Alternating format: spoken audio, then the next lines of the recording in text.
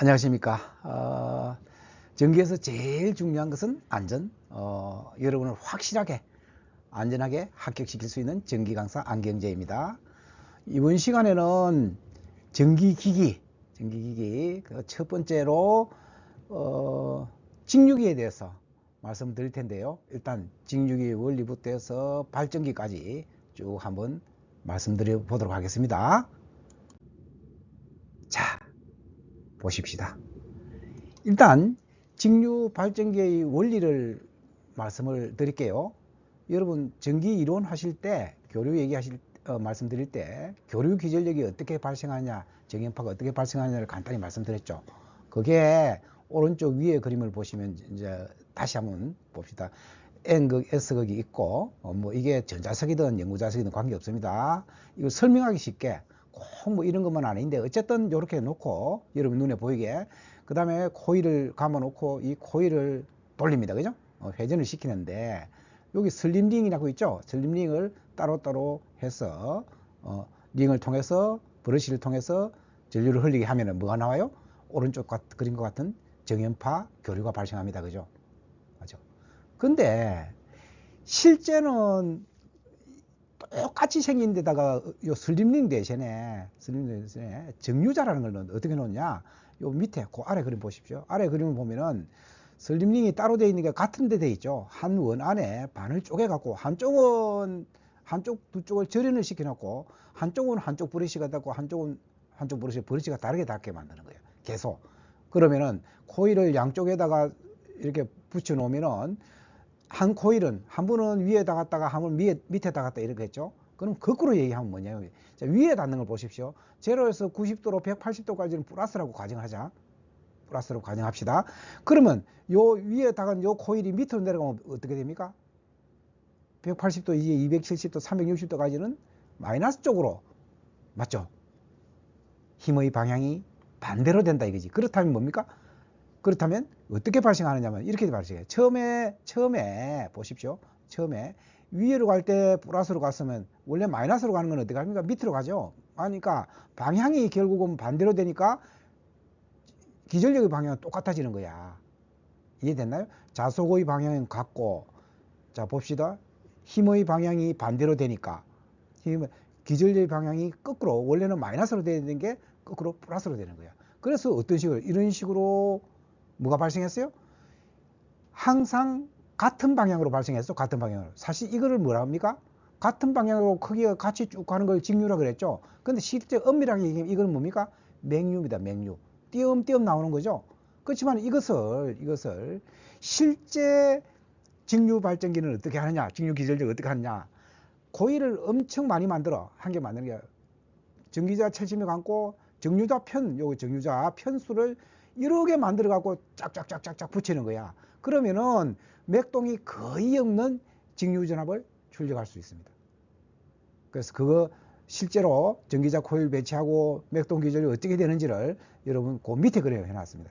처음에 두 개만 이렇게 하나씩, 한 사이클에 두 개만 오다가 또 정유자 편을 두 배로 했죠. 두 배로 하면 요게 두 배로 늘어난다. 그죠? 그걸 더 늘리면 이렇게 늘어난다. 그 개수를 많이 하면 이렇게 된다. 맞죠? 그거를 맥동 기전력을 줄이기 위해서 또 다른 방법을 써서 더 정유를 잘 하게 되면은 어떻게 되나? E2 같이 거의 직선에 가까운 전류가 나온다. 이걸 뭡니까? 직류라고 합니다. 실제로 이런 식으로 해서 직류를 만들어냅니다. 결론은 뭡니까? 교류나 직류나 생긴 모양은 비슷한데도 결국 이렇게 배치를 어떻게 하는지에 따라서 교류를 만들어낼 수도 있고 직류를 만들어낼 수 있다는 얘기입니다. 이 정도로 합시다. 다음. 그럼 직류 발전기의 구조는 크게 어떻게 되어 있나? 여러분 오른쪽에다 그림을 하나 그려놨는데 복잡한 그림이죠. 이걸 다 하실 필요 없고 전체적으로 직류 발전기든 교류 발전기든 눈에 겉으로 봐서는 큰 차이 없습니다. 여러분 그렇게 구조를 한번 제가 가져와서 보시는데 이게 뭐 여러 가지 부품들이 있죠. 그죠? 그걸 눈으로만 보십시오. 그래서 크게 봐서는 계자라는 게 있어요. 계자는 영어로 field라고 합니다. 이게 뭡니까? 자속을 만드는 것을 계자라고 합니다. 공극은, 자, 고정자와 회전자 간에 돌아가려고 하면 그 사이에 갭이 있어야 되겠죠? 그걸 공극이라고 합니다. 그래서 영어로 에어갭이라고 합니다. 그래서 소형기는 보통 3mm, 대형기는 한 6 내지 8mm 정도 됩니다. 그 정도로 알고 계시고. 그 다음에 전기자라는 게 있으면 전기자. 전기자는 뭡니까? 전기를 만들어내는 거. 그것을 영어로 아마추어라고 합니다. 아마추어 A라고 얘기합니다. 됐나요? 그 다음에 정유자는 뭡니까? 정유자는 교류를 직류로 바꾸는 거. 그것을 정유자를 합니다. 영어로 커뮤니테이터 C라고 합니다. 그래서 여러분이 F라고 표시하거나 또는 F로 표시하면 뭡니까? 계좌를 표시한다. 또 A로 표시하면 뭡니까? 정기자를 표시한다. 이것을 반드시 기억을 하셔야 됩니다. 그럼 정유자에서 버릇이라는 게 있습니다. 정유자를 가지고 좀 이따 이제 보시겠지만은 버릇이는 뭐냐 하면은 전기를 그러니까 교류에서 직류로 만드는 정유자에 있는 전기를 바깥 회로로 뽑아내는 역할을 하는 거. 됐나요? 그 정도로 일단 알고 계시고, 버릇이는 보통 저항이 높은, 고유 저항이 높은 탄소나 흑연질 이런 버릇이를 쓴다는 것을 알고 계시면 되겠습니다. 그 다음에 지금 간단하게 말씀드려서 직류 발전기는 계좌가 바깥쪽에 있고, 뭐라고요? 계좌가 주로 바깥쪽에 있고 전기자가 안쪽에 있는 경우가 많습니다. 그러면 어떻게 됩니까? 전기자가 회전을 하죠. 그럼 뭡니까? 정유자를 통해서 브러쉬를 통해서 직류가 나올 것이다. 그죠? 그렇다면 전기자를 권선을 어떻게 하느냐? 전기자 권선법을 한번 말씀드릴게요.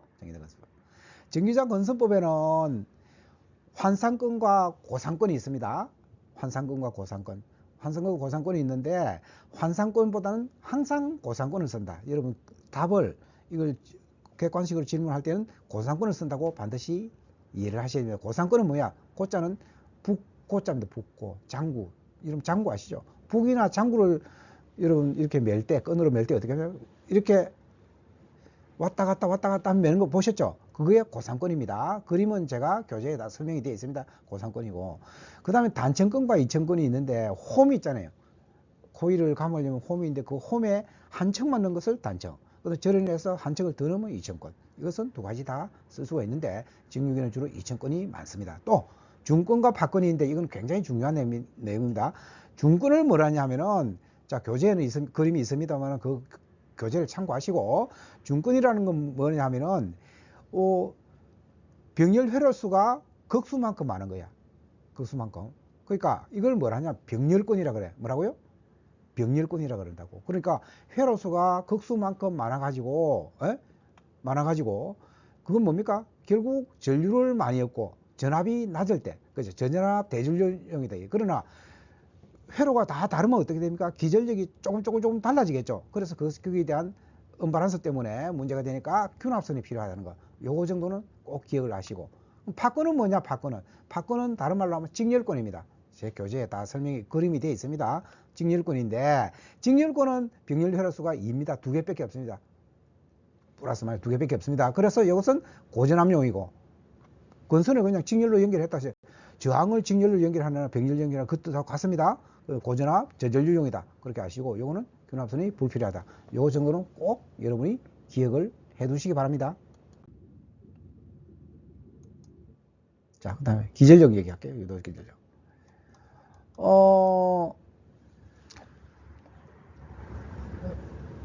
V는 뭡니까? V. 원주 속도로 합시다. 자, 오른쪽 그림만 봅시다. 그림을 보시면 N극, S극이 있고 안에서 로타가 있어서 코일을 감아놓고 이놈을 돌릴 거예요. 돌리게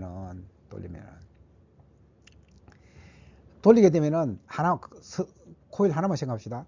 그러면 얘는 어떻게 됩니까? 속도는 파이 D가 뭡니까? 2파이 R이죠. 원주의 길이 곱하기 N, RPS. 됐나요? N은 RPS입니다. 초당 몇 사이클을 도느냐. 파이 D는 뭡니까? 파이 D는 2파이 R은 뭡니까? 원주 길이죠. 원주 길이에다가 한 사이클 속도를 곱해버리면은 한 초당 몇 사이클을 도느냐 곱해버리면 이건 뭡니까? 속도가 나오겠죠. 그게 무슨 속도입니까? 직선 속도. 그죠? 원주 속도죠. 그래서 2파이 N 대신에 뭐를 한다? 분당 속도를 라지 N으로 씁니다. 대문자 N 60분의 N으로 하면은 이게 2파이 곱하기 60분의 N 메타 퍼 세크가 될 겁니다. 요게 원주 속도죠. 거기다가 우리가 알고 있는 B는 뭡니까? 총 자속수를 면적으로 나누는 거죠. 2파이R 원통이라면 원의 길이 표면적이죠, 그죠? 2파이R 곱하기 L 표면적을 나눠주면은 자속 밀도가 나온다. 그러면 E는 어떻게 얘기했으면 E는 기전력의 크기는 어떻게 된다고요? 전자유도 법칙에서 E는 BLV 사인 시타다, 그죠? 그럼 제일 큰 걸 생겼다. 사인 시타를 1이라고 하정할 때 맥시멈. 그럼 BLV죠. V 넣고 B 넣고 이렇게 쭉 계산을 해 보면은 P 파이 곱하기 60분의 N이 나오는 거야. 뭐 코일 하나당. 됐나요? 그러면 총 기전력은 어떻게 됩니까? 총 기전력은 하나당 기전력 곱하기 Z를 하는데 어떻게? 아까 직열권, 병렬권에 따라서 A가 있죠.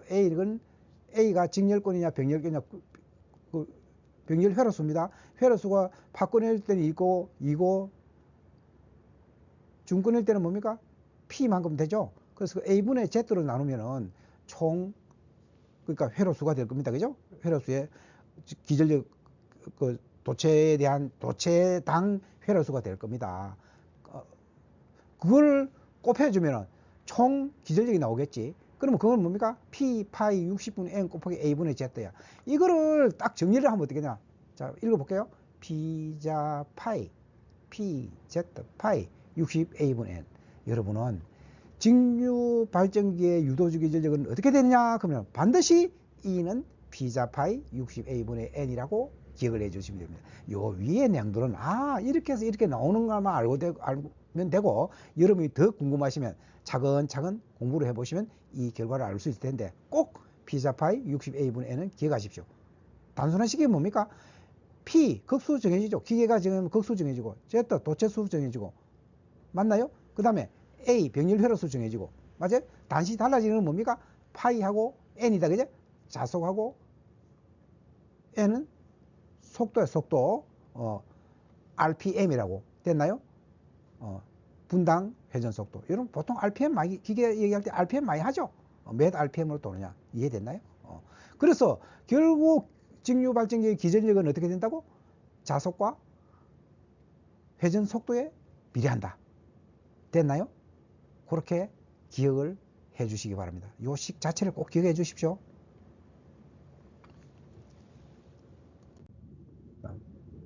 자, 이제 굉장히 중요한 전기자 반작용을 얘기를 하겠습니다. 자, 일단 그림을 먼저 보시죠. 이 그림을 복잡하게 다 설명할 필요는 없고, 그림을 보고 대략 이렇게 되는구나를 아시면 됩니다. 자 봅시다. 지금 이 사각형으로 양쪽에 해놓은 거, 이 로타, 회전하는 로타에 코일을 감아놨어요. 그래서 이 점 찍어놓은 거는 어떻게 됩니까? 나오는 거고, 코일이 쭉 나와서 X 표시한 거는 들어가는 거예요. 코일을 그러니까 나와서 들어가고 나오고 이렇게 감아놨다고 가정을 합시다. 여러분이 그걸 단면을 자른 거예요. 그 왼쪽하고 오른쪽 사각은 N극 S극입니다. N극 S. 그러면 왼쪽이 N극, 오른쪽이 S극이라 그러면 자속이 어떻게 영향을 미칩니까? N극에서 S극으로 쭉 직선으로 오른쪽으로 자속이 영향을 미치겠죠. 어디에? 도체에. 맞아요. 그럼 도체를 회전시킵니다. 회전시키면 뭡니까? 도체 내 자속이 변화하죠. 그럼 뭐가 돼요? E는 N d파이 dt. 맞아요? 기전력은 마이너스 N d파이 dt라는 크기로 기전력이 발생할 거다. 맞아요? 기전력이 발생하는데, 그 기전력이 발생하면 전압만 발생하면 됩니까? 회로를 연결하죠. 브러쉬를, 그러니까 정류자를 통해서 브러쉬를 또 연결하죠. 연결해서 부하를 걸어주면은 전류가 흐르죠. 그죠? 폐회를 만들어. 전류가 흐르면 어떻게 됩니까? 전류가 흐르면. 이 코일 하나를 봅시다. 코일 하나를 보면 전류가 흐르면 그 주위에 뭐가 생겨요? 자개가 생긴다. 그죠? 다시. 그걸 암페어의 뭐라 그래요? 오른나사 법칙. 암페어의 오른나사 법칙에 의해서 나오는 놈은 이런 식으로 오른손, 또 들어가는 놈은 반대쪽으로 해서 자속이 생길 거다. 코일 하나하나에 자속이 생기다. 이 자속이 뭡니까? 어떤 경우에? 전기자에 전류가 흐르면, 다시 말해요. 직류 발전기에, 이제 정의할게요. 직류 발전기에 부하를 접속하여 전기자 권선에 전류가 흐르면 전제요건입니다. 반드시 전제는 돼야 됩니다. 그렇다면 전기자 전류에 의한 기사력이 주 자속의 분포나 크기에 영향을 주는 현상, 그게 직류 발전기에서 전기자 반작용입니다. 정확하게 이해하셨죠? 꼭 이해하시고 이 내용을 알아야 됩니다. 되셨나요? 그 다음에 그러면은 실제로 그러면 전기자 반작용의 영향은 어떻게 될까? 한번 봅시다. 영향은 첫째는 주자석의 분포가 찌그러뜨린다. 아까 그림 보았죠? 분포가 찌그러뜨려 가지고 원래 전기적 중성증은 아래 위로 90도 있겠죠. 90도 180도에 270도의 중성축이 있을 텐데 그 자극의 중성축이 전기적 중성축이 이동한다. 발전기 같은 경우는 회전 방향으로 이동합니다.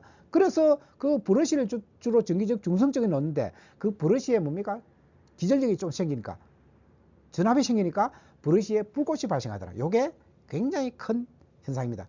첫째는 주자석의 분포를 찌그러뜨린다. 이걸 좀 다른 말로 하면 편자작용, 자석을 어그러뜨린단 말이지. 편자작용이고 브러쉬에 불꽃을 발생시킨다. 굉장히 안 좋겠죠, 그죠? 그 다음에 또 전체적으로 주자석을 감소시켜서 유도전압을 감소한다. 그래서 크게 봐서 뭡니까? 주자석을 찌그러뜨리는 거. 두 번째, 브러쉬에 불꽃을 발생하는 거. 세 번째, 유도전압을 감소시킨다. 영향은. 그러면 해소 방법이 뭐냐? 가장 간단한 생각으로 첫째, 브러쉬를 위치를 다시 전기적 중성점으로 발전기 회전 방향입니다. 이동시키면은 어떻게 돼? 그럼 브러쉬 불꽃은 발생 안 하겠지. 근데 문제는 뭡니까? 이것은 부하의 크기에 따라서 단순한 전류의 크기에 따라서 계속 달라져 버려. 왜? 전기자 반작용의 크기가 달라지니까. 그래서 이것은 일시적인 방안밖에 달 수 없다. 그러나 해소 방법 중에 하나는 맞다. 되셨나요? 두 번째, 보상건선은 어디에 하느냐? 주자극 표면에 보상건선이라는 조그마한 건선을 주자극 표면에 배치를 해놓고 얘는 전기자 건선과 정렬로 연결해서 전기자 전류와 반대 방향을 전류를 흐르게 하는 거야. 그러면 전기자 반작용에 의한 기자력을 상쇄하는 방향으로 기자력을 만들어주라. 말 되죠? 그게 보상건선이라고. 되셨나요? 또 세 번째, 보극을 주자극 사이에 설치해라. 조만한 극을 설치. 거기다가 코일을 감아놓다. 거기도 역시 전기자 자석과 반대 방향의 기자력을 유지하도록 해갖고 전기자 반작용을 부분적으로 상쇄한다. 그 전기적 중성점 그 위치에 기전력 발생된다. 그래서 불꽃을 방지하는 방법이 있다. 됐나요? 그래서 이것을 영향과 해소 방법은 반드시 핵심적인 내용을 기억하고 계셔야 됩니다. 그 대신에 일반적으로 어떻게 쓰느냐? 전기자 반작용. 일반적으로는 보상건선과 보극을 동시에 같이 활용한다. 이런 정도로 알고 계시면 되겠습니다. 어떤 때 생겨요? 전기자 반작용이?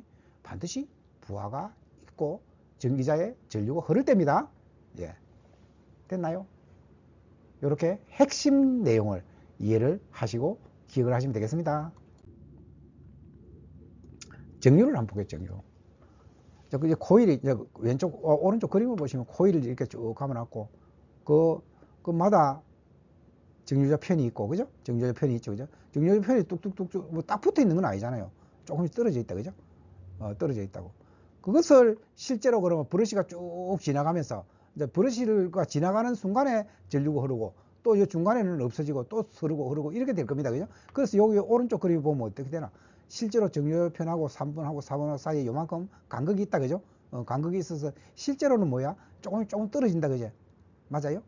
그래서 이 실제 정류 시간은 요렇게 3에서 4로 넘어가는 시간은 0.5에서 한 2ms 밖에 안 돼. 순간적으로 푹 지나가는 거예요. 여러분 실제 직류의 사진을 보시면 아실 거예요. 그러니까 정류자 편하고 브러쉬하고 관계를 보시면은 이해를 충분히 하실 수 있을 겁니다. 그런데 그 내용은 그 정도로 하시고, 그래서 정류를 과하게 하면 어떻게 되느냐? 브러쉬 앞쪽. 정류를 적게 하면 어떻게 되느냐? 브러쉬 뒤쪽에서 불꽃이 발생한다는 거. 요 현상은 여러분이 기억을 해 두실 필요가 있습니다. 그 다음에 그러면 탄소 브러쉬를 사용해서 탄소 브러쉬가 어떻게 된다고? 저항이 크다고요. 탄소 브러쉬. 자, 저항이 크면 전류가 커요, 작아요? 작아지죠? R분의 V잖아요. 그래서 탄소 브러쉬를 사용해서 전류를 작게 해서 불꽃이 작게 발생하는 거. 그 정류하는 걸 뭐라 하냐? 저항 정류라 그래요. 됐나요? 그 다음에 아까 보극을 사용한다 그랬죠? 보극. 보극을 사용하는 걸 뭐라고? 전압정류라 그래. 그래서 자, 우리가 저항정류는 뭐라고? 탄소 브러시 사용하는 거다. 전압정류는 뭐라고? 보극을 사용한다. 이런 정도도 기억을 해 두시는 게 좋습니다. 자, 그 다음에 일단 직류 발전기 종류를 한번 얘기해 볼게요. 이제부터. 자, 일단 직류 발전기는 크게 봐서 여자, 아까 뭡니까? 계자 또는 여자라고 합니다. 자석을 만드는 거죠. 그래서 자석을 만드는데 자석을 만드는 전원을 바깥에서 가져오느냐 안에 걸 쓰느냐에 따라서 타해자가 있고 자해자가 있습니다. 됐나요? 그래서 크게 봐서 타해자 발전기가 있고 자해자 발전기, 이제 타해자 외에는 전부 자해자라고 보시면 됩니다. 지금부터 얘기하는 것은. 그래서 크게 종류로 뭐 타해자 발전기가 있다. 자, 오른쪽 그림 한번 보십시오. 간단히 보시면 어떻게 돼요? 타해자 발전기는 이렇게 접속도 이렇게 돼 있어. 자, 아마추어가 뭡니까? 전기자. 필드가 뭡니까? 계자. 이 자석을 만들려면 코일 만들어가 전자석 만들어야 되겠죠. 그래서 요 위에 FR 쓰는데 이건 뭡니까? 계자 저항이죠, 그죠? 자, 그러면 계자 저항을 키우면 계자 전류가 작아질 테고, 그러면 자석이 작아질 테고, 뭐 이런 관계가 있어요. 그 다음에 이 계자 저항을 조절할 수 있는 걸 조절을 하면 해서 뭡니까? 자석을 조절해서 결국 전기자의 기절력이 발생하는 걸 우리가 조정할 수 있다는 얘기지. 그렇게 우리는 상상을 하면서 얘기해 봅시다. 자, 그렇게 하고.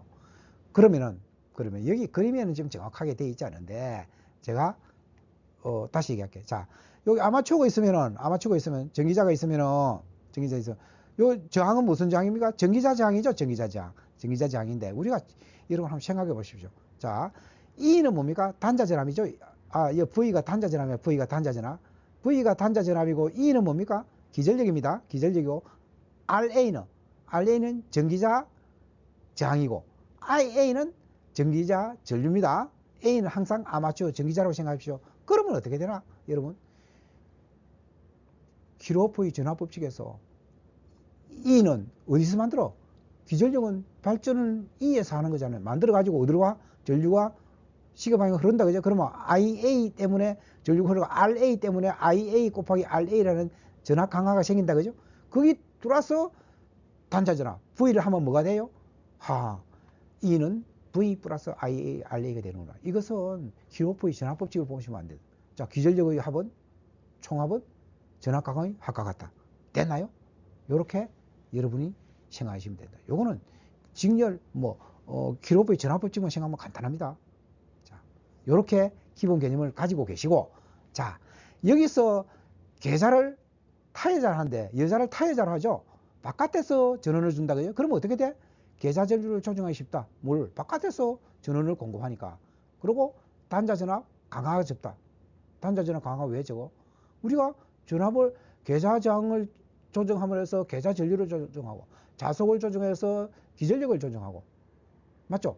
E는 N d 파이 dt니까. 됐나요? 코일을 못했고, 자석을 조정하면 어떻게 돼요? 자석을 조정하면 E가 달라지죠. d 파이 dt니까. 그 조정해서 기전력 단자 전압이 떨어지면, 부하가 커서 떨어지면 올려주면 되잖아. 그렇게 해서 할 수 있고, 또 거꾸로 얘기하면 전압을 광범위하게 조정할 수도 있다, 이제. 물론 계자 저항기로서. 이해됐나요?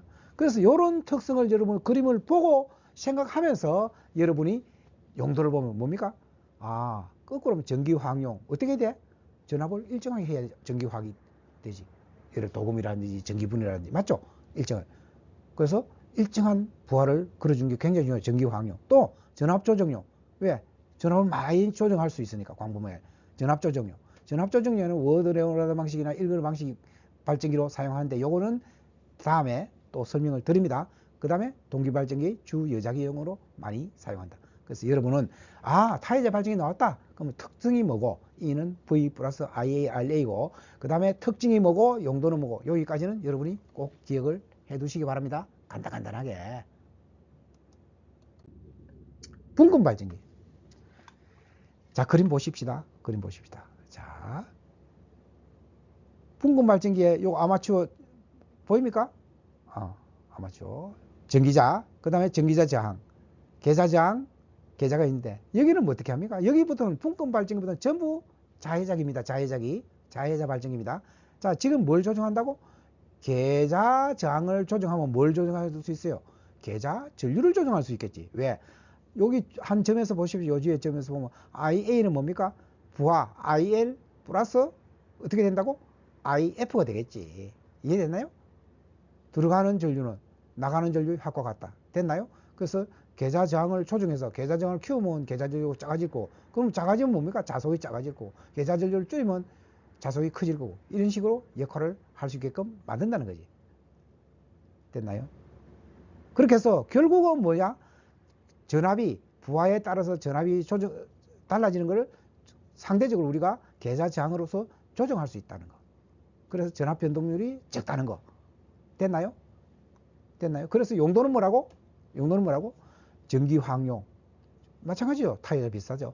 전지 충전용, 동기기 예자용으로 많이 쓴다는 걸 용도까지 아시고, 여기서 굉장히 중요한 게 또 하나 있어요. 전압 향리. 자, 아까 타이어자는 어쨌든 이랬든 저랬든 바깥에서 계좌 전류를 공급해 주니까 자체 자속이 하나도 없어도 시작하면 되잖아요. 그런데 문제는 보십시오.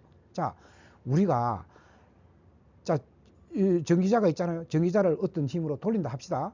돌리면 뭐가 있어야 기전력이 발생해? 자속이 있어야 되잖아요. 그러면 처음 돌리면 자속이 없으면 기전력이 발생해요, 안 발생해요? 발생하지 않잖아. 그쵸? 제로에서는 발생할 수가 없어요. 그래서 어떤 문제가 되느냐? 항상 여러분 요 오른쪽 밑에 그림 보시죠. 보면은 자, 제로하고 제로 다시가 있지. 요만큼 요걸 보면 잔류작이라고 해요. 잔류작이. 뭐라고? 아, 이 계좌에는 계좌 철시면은 잔류작이가 조금 남아 있는 게 미세하게 남아 있으면 어떻게 됩니까? 요 발전기 로타를 돌리게 되면 어떻게 돼? 아마추어를 돌리면 어떻게 됩니까? 아마추어를 돌리면 어떻게 되냐고. 돌리면 요 도체에 기전력이 조금 발생되겠지. 조금. 왜? 자속이 엄청 작으니까. 조금 발생되면 전류가 조금 흐를 거다. 그제? 아예. 그럼 그게 어디로 가나? 부하가 없으니까 IF 쪽으로 가서 또 전류가 조금 더 흘린다. 그제? 그럼 또 흘리면 어떻게 돼? 자속이 조금 커지기. 차점 커져서 자기 전격 전압까지 가는 거야. 이것을 뭘 한다고? 전압의 확립이라 그런다. 이해되셨나요? 그 정도면 여러분이 이해하시면 됩니다. 그래서 풍구말전기는 반드시 잔류자기가 있어야 되고, 그래서 전압의 확립이 필요하다는 거. 되셨나요? 거기까지.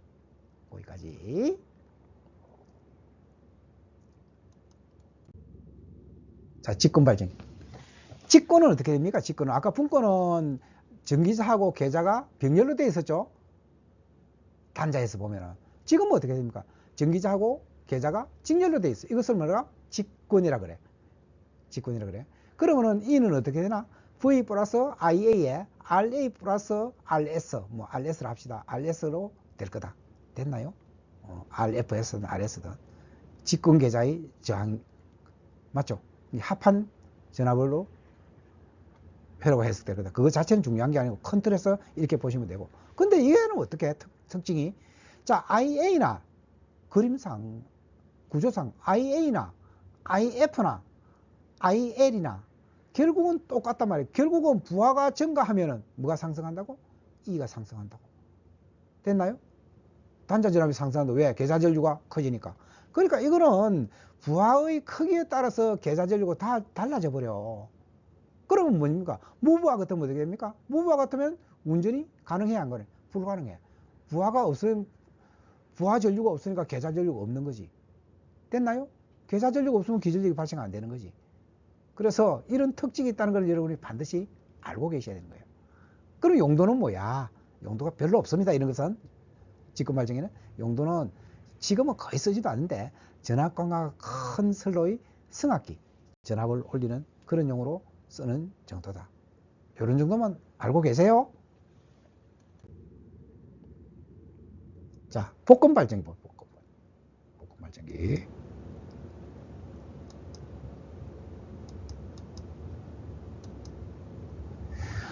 복근발전기는 요 그림 보십시오. 일단 요거는 외분권 복근발전기를 이제 그림을 해놨는데 요 보십시오.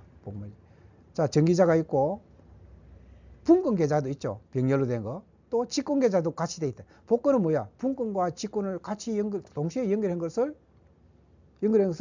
복권이라 한다. 복권 발전기를 하는데, 복권 발전기는 가동 복권도 있고, 이거 지금 보면 외분권 복권 발전기 또는 내분권 복권 발전기 있는데 그것은 참고로 문제가 나올 때 제가 한번 설명 더 드릴게요. 교재는 있습니다만은 그렇게 하시고, 그 다음에 그 중에서는 가동 복권 발전기가 있고 그 다음에 자동 복권 발전기가 있어. 크게 봐서 가동 복권 발전기는 뭐냐면은 원래 기준은 분권 발전 기준입니다. 분권 기준입니다. 분권 기준으로 주 계좌가 있는데 직권 계좌가 분권 계좌의 자속을 키우는 방향으로 자속이 작용하면 가동 복권 발전기야. 자동 복권은 직권 계좌가 분권 계좌를 자속을 상쇄시키는 방향으로 작용하는 것이 자동 복권 발전기야. 됐나요? 그리고 가동 복권 발전기에서는 평복권 발전기 또는 과복권 발전기가 있다는 것 정도로 알지고, 그래서 문제는 용도는 평복권은 뭐 주로 직류증권을 많이 쓰고, 평복권은 그러니까 무부하시나 전부하시나 거의 전압이 같은 걸 평복권이라고 그래요. 과복권은 뭐냐면 복권 해가지고 오히려 무부할 때보다 최저부할 때 부하가 중부할 때 부하가 클 때 단자 전압이 더 올라가는 그런 특성을 가지는 그걸 과복권이라고 그래요. 그래서 그렇게 하는데 일단 뭐 평복권 같은 직류전원이나 아니면 전기기계 여자전원 정도인데 이거는 뭐 많이 사용하지 않습니다. 가장 많이 사용하는 게 자동복권입니다. 자동복권 발전기는 뭐냐면은 자, 수화특성이라는 게 수화특성이 뭐냐면은 부하가 오르락 내리락 해도 전류는 거의 같아지는 거야. 왜? 자동으로 해서 자속을 상쇄시키는 쪽이 있잖아요. 직권이 상쇄시키는 쪽이, 부하가 커지면 자속을 많이 상쇄시키고 부하가 짜지면 자속을 작게 상쇄시켜서 결국은 부하 전류는 거의 일정하게 만든다. 그걸 뭐라? 수화특성이라 그래. 그러니까 부하의 정감에 따라서 전류가 거의 변하지 않는 거. 그럼 뭐가 변해? 기존적 전압이 변해버리는 것이. 됐나요? 전류가, 그걸 정전류 특성이에요. 그래서 뭐에 사용하나? 결국 가장 중요한 게 용접기용 전원으로 많이 사용한다는 거. 이것을 꼭 기억하시 바랍니다. 자, 직류 발전기 운전에 대해서 말씀드릴게요. 기동정지를 할 때 기동시는 계좌장을 일반적으로 최대로 놨습니다. 그래서 전격 속도로 가속을 해서 전격 전압을 유도하고 부하를 서서히 증가시킵니다. 큰 틀은 알겠죠? 이 정도만 기억하십시오. 그럼 정지 시에는 계좌장을 반대로 부하를 감소시켜서 전격 전압을 낮춰서 속도를 줄이며, 그죠? 계좌회로 불리시는 분권 계좌 근선은 반드시 분권 계좌 근선은 어떻게 된다고? 분권은 계좌회로 불리시는 반드시 방전용 저항을 접속해서 단락시켜 놔야 돼. 왜? 안 그러면 과전압이 걸릴 수 있기 때문에. 됐나요?